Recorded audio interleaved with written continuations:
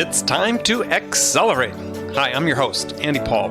Join me as I host conversations with the leading experts in sales, marketing, sales automation, sales process, leadership, management, training, coaching, any resource that I believe to help you accelerate the growth of your sales, your business, and most importantly, you. Hello and welcome to Accelerate. You're back with us on Frontline Friday with my regular and special guest, Bridget Gleason. Bridget, how are you today? Hi, I'm doing great. How are you, Andy? Good. Warming up a little bit. We had a cold spell here in New York this past weekend, and minus 15 wind chill and, things that are probably normal to other parts of the country, but it was cold. So it's nice to have it warm up a little bit. And you said the swing was quite dramatic in just a couple of days. Yeah, 50, 60, maybe even 70 degree swing in a couple of days. So yeah, it's still not summer, but it's... keeps things interesting for you. It keeps things interesting, yeah. Yeah, it's nice. What it's doing is it's keeping all the bad weather until I get here. So I've been traveling a lot. I've been California a lot and other places. And so Snowmageddon, when we had the huge snowstorm a few weeks ago, waited till I very nicely and patiently till I got back in town to do that. And same with the cold weather. Andy? Yes. Some may say that you're bringing it to the East Coast, so be careful. I'd be careful about that correlation. Yeah. Well, the doorman in my building accused me of that yesterday morning. It's like, hey, every time you come back. Stay away. Yeah, that's right. Every time you come back, you bring this bad weather with you. Stay away. Yeah. Well, there's a solution to that, but I will talk about that another time. So today, I thought we'd talk about is a topic that had seen some interesting blog post about, which was, are we setting up SDRs, our sales development reps, are we setting them up for failure?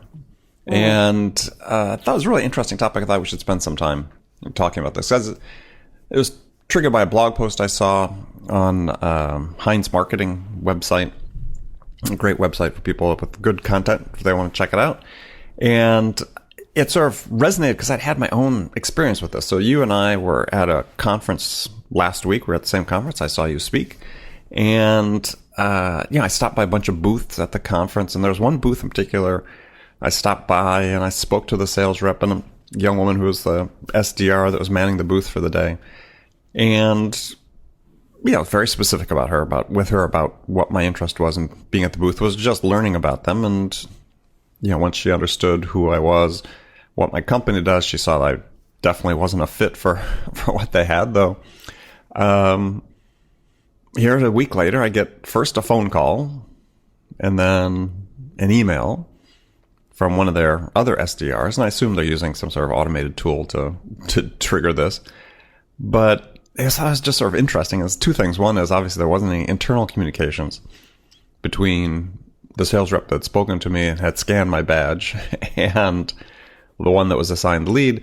And then secondly is, if the person the SDR who called me had just spent 30 seconds and looked at my LinkedIn profile, he would have seen I wasn't worth the time for the call or the email. So is that is an example, right, of companies that somehow, either through lack of training or lack of process or whatever, or just so much focus on quantity metrics, that are they setting up their SDRs for failure? It's a really good topic. And I would say in a lot of situations they are. I mean, your example is a great one.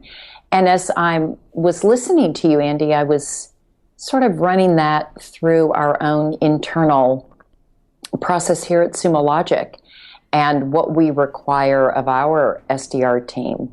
And to call every contact, and they attend our booth at a trade show, and to send them the email, and we're right now struggling a little bit that we don't have the quantity of leads that we need.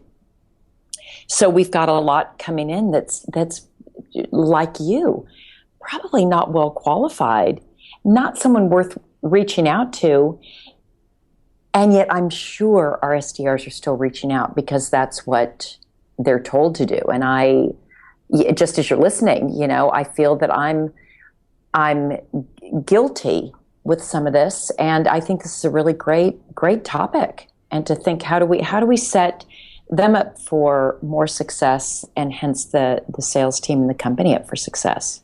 Well, I think that part of the theory seems to be operating theory that we as a sales industry are operating in this mode is that it's purely a volume thing. I mean, the writer of this blog post that we start off with referred to as sort of an analogy of what Russia did in World War II when they were fighting the invasion of the Nazi troops, is that they just kept throwing manpower at it. And it was by sheer force of numbers, not technological advantage or industrial might or anything else. It was just the willingness to sacrifice people on the altar of victory that they were able to overcome.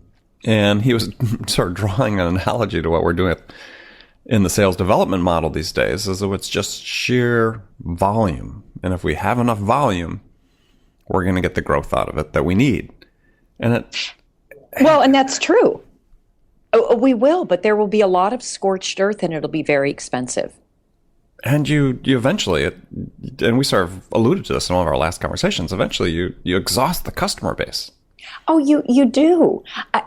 It is a numbers game. I mean, is it in the long run, in the short term, yeah, throw bodies at it, throw resources at it, just do more of the same thing. It's going to be very expensive. You're going to burn out the SDRs, and you're going to burn out the customer base. And again, it's a short-term strategy. It's not a long-term strategy. And particularly with social media, you see it on Twitter frequently. Can you tell the SDR team at XYZ company to stop spamming me? You see it, or they'll send a note to the CEO, we get it here sometimes also. But I'll tell you, Andy, it's hard to believe, but it's true. It's why these blog posts get written, is that there is, I don't want to call it prevailing wisdom, but a prevailing school of thought that let's just keep doing more of it. And we can make it work out on a spreadsheet. That if it took, I think you and I were talking about this in our last episode. Okay, if it takes 7 to 10 touches in 2016 to get to somebody, all right, maybe in 2017 it'll take 15 touches. Go for it. And let's find tools that help us do more touches. Ultimately, it will be so interesting to see what happens here, because it's not scalable. You can get a short-term win, and at the expense of individuals, both internal and external to the company. Yeah, ironically, you're sort of at the top of the pyramid of not just an organization, but a sort of a movement in terms of the software as a service sales model. And so, I find it interesting that we're still sort of perpetuating this, and that it seems like the moment of reckoning is coming faster than people think. And it sort of starts with sort of the problem that this gentleman talks about in this blog post, and the experience that I had is that, at the SDR level, either through a combination of pressure from above or whatever, is just the fundamentals about personalization, about research, pre-call research, and so on. See, as much as they're preached, they're really not practiced. Yeah, I'll tell you, just internally, even at a company like SumoLogic, and we're not unusual, is the SaaS sales movement is actually relatively young. And we don't think so because you and I have been in it, but it's relatively young. And you get sales executives and you get executive leadership that comes from more traditional sales organizations that are used to a different selling model. And what I think it is, Andy, is just a lack of understanding of how the sales world has changed because of SaaS, the tools out there that can exacerbate the problem. And I think so largely it's an education issue internally to get people on the same page around what best practices are, because there's still sometimes SaaS companies that are still internally, they operate and think like a very traditional, let's say, field organization. And I think that's where some of the disconnect comes in.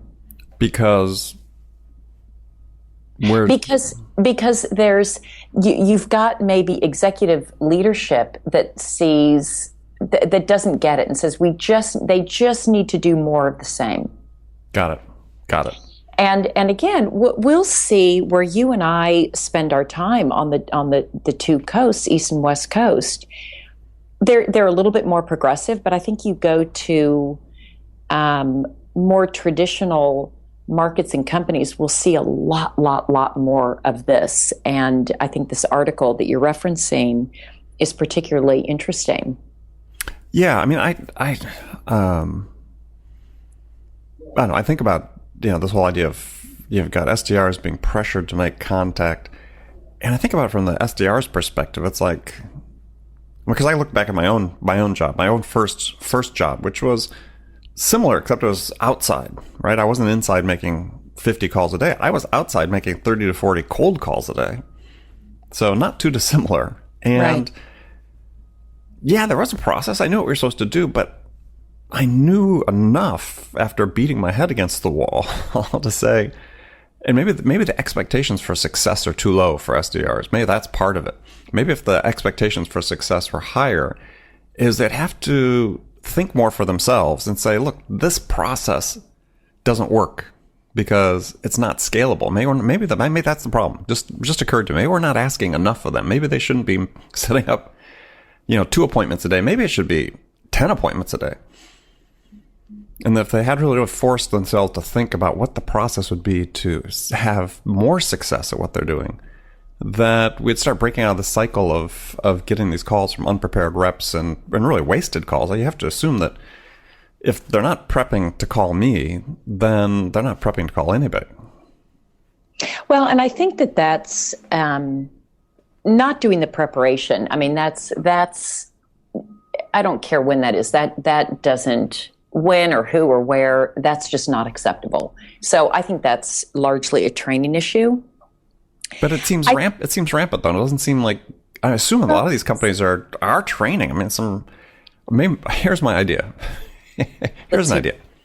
I'm thinking about starting a Hall of Shame, where I'm going to start having people give me examples with names of companies whose SDRs are making these types of calls. I mean, it's gotten to a point where I think maybe that's an idea where we have to is we'll start a public forum. We'll stop publicly sort of shaming companies who aren't training their SDRs to do this. Okay, I think that's going to be a really huge wall. Okay, we've got the Great Wall there. I think it's going to be a littler wall if you do the companies that aren't doing that. I think so. I have a couple of thoughts on this. So positive reinforcement. So I have a wall of fame, and we're going to give props to the companies that are doing it right. Okay, well, that's a better idea. Yeah, I'm much more in the fame versus shame camp, but that's just my own personal preference. So I have a couple of thoughts about this and how I see things even starting to shift in the SDR world. Is instead of measuring an SDR on calls and activities, measuring on results. What are the results we're looking for?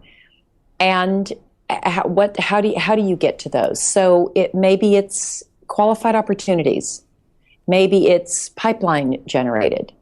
So looking more at the results as opposed to just the raw activities. I think that's one. Number two, we have to remember that the people in these SDR roles, they're typically their first jobs. Mm-hmm. Not always, but oftentimes. This is often an entry-level position.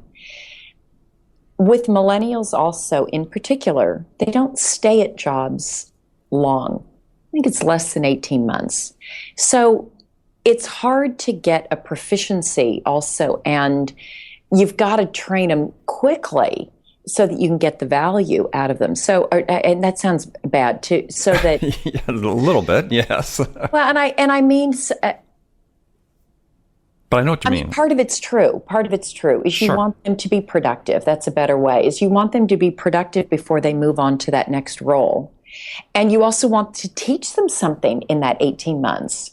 Well, and that's a great point. That's the point I want to dive into. But actually, we're going to take a short break first, and we'll come back because I want to dive into that in terms of what we're trying to teach them and why. So we'll be right back with my guest, Bridget Gleason. Attention, sales leaders. Would you like to give your sales team the tools to drive more quality connects, scale their outreach, and spend more time selling? Well, you can with LiveHive. Get your ROI. Try it now at livehive.com/ROI. That's LiveHive, LiveHive.com/ROI. Okay, we're back with Bridget Gleason on Frontline Fridays. We're talking about, are we setting our SDRs up for failure? And Bridget was just making a great point about how we train them. So I wonder if there's a lot of turnover in SDR function. And I think that's always been the case in entry-level sales jobs, right? And people come in, they have no idea what sales is about. I mean, it's always been thus, right? They have no idea what sales is about. They get a chance to go out and, you hope they persevere through the first 6 months, get through that sort of learning curve of understanding that, sales isn't personal, that they understand rejection but people begin to, they sort themselves out during that period of time. So you expect a certain amount of turnover. But I wonder, too, whether you talked about we train people for the function, but we really don't train people for the career of being in sales.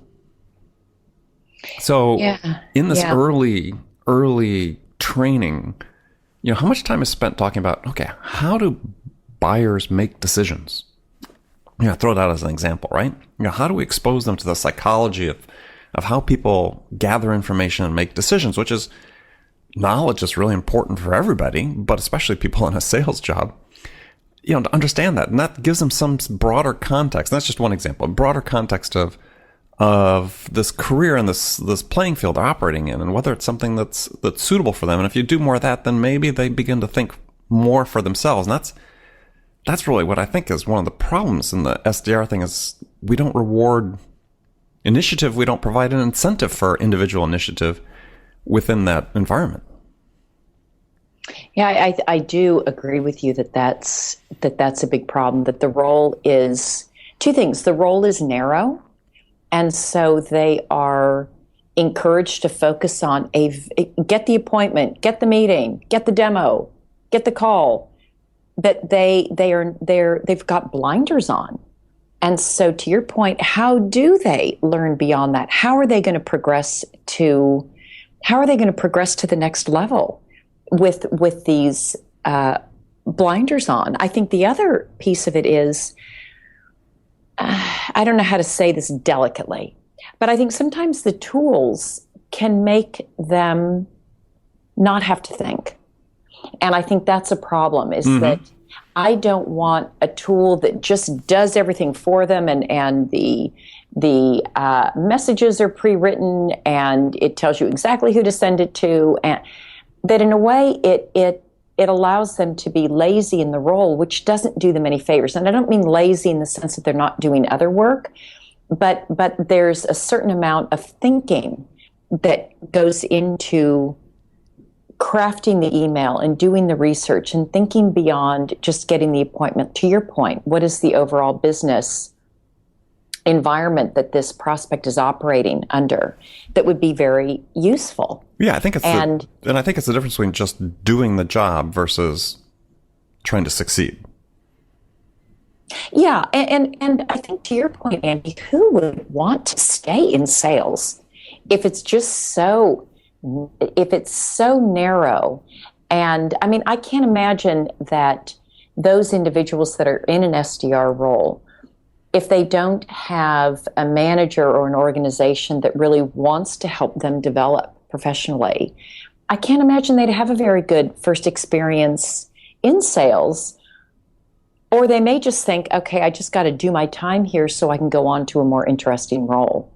Yeah, well, I mean, and at the conference we were at, the SaaStr conference, I mean, on more than one occasion, there's this open acknowledgement that, and this is a quote, that, and being an SDR, this is brutal work, quote unquote, brutal work. And,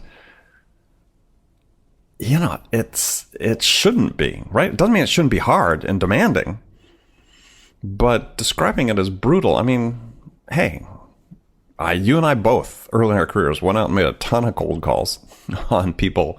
And we didn't have the ability to make them warm calls, as oftentimes you have the ability with the SDR function today. Yeah, we didn't want to do it our whole career. I mean, we didn't want to be in that entry level job forever. And so part of our challenge was, I presume you didn't do it precisely the way that was prescribed and laid out for you by your manager or the handbook. And my experience was none of the people that really succeeded, and succeeded a lot, did it that way. They all found their own way to succeed that was different than, it's still in compliance, but different with what, the standard that was laid out. And so I find that, this whole idea, let's say, of personalization, right? That was talked about in the conference and several of the sessions about, SDRs, we've got tools they can personalize this email. It's like, yeah, just putting the person's name in, that doesn't really constitute personalization, right? If they can't spend time to research the person, whether they're even a suitable fit, really what level of personalization in the messaging is really taking place? Yeah, that is such basic, that's basic personalization. It can be done by a tool. Right. Like there's nothing about that is relevance. So I think it's personalization and relevance combined that are important. Yeah. So how at the end of the day, how do you balance the quantity and the quality demands? Because right now there's not really a demand for quality. There's just a demand for quantity. There's lip service given to quality. But in my work with companies, very few of them really have a conscious focus on quality and improving the effectiveness of the SDR function in a way that's just not really relying on doing more. Well, I think when you think about the importance of a really tight sales and marketing alignment, I think it starts all the way back with marketing. And if marketing is able to deliver more qualified leads, mm-hmm. that will enable the SDRs and fewer of them. I'd rather have fewer that are high quality that an SDR can spend some time on doing both the personalization and figuring out where there's some relevance. So I would say that's one. I think with outbound teams is having, again, same thing, the focus on let's see what we can do about doing less, but getting a better conversion rate from, be it MQL or target to opportunity, and then a better conversion rate from opportunity to close. But I think we will see, Andy, the focus shift to quality over quantity. I think we have to. I think people are fatigued with the quantity and just the volume of things coming at them. And it's much easier than ever before to filter and to not answer and caller ID and just spam filters in your inbox. It's easier to filter them out. And the only ones that are going to get through are the ones where there is some connection and there's some relevance and there's something that stands out that leads me to believe, this might be interesting to me. Because I think what we're doing is we're training prospects to ignore us because there's so much junk that comes over and solicitation that is not relevant at all to me or what I do or who I am or the role that I'm in. Yeah, no, I agree 100%. And I think you're right. I think that it's going to become this next revolution in sales is how do we effectively shift the model from scorched earth, as you talked about before, to much more targeted. What do we use from and it could be a technology. What do we use from a data supported. I really think this is where the data comes in. How do we use the data to help us formulate messages and outreach in a way that are more effective in breaking through the noise than what we currently have today?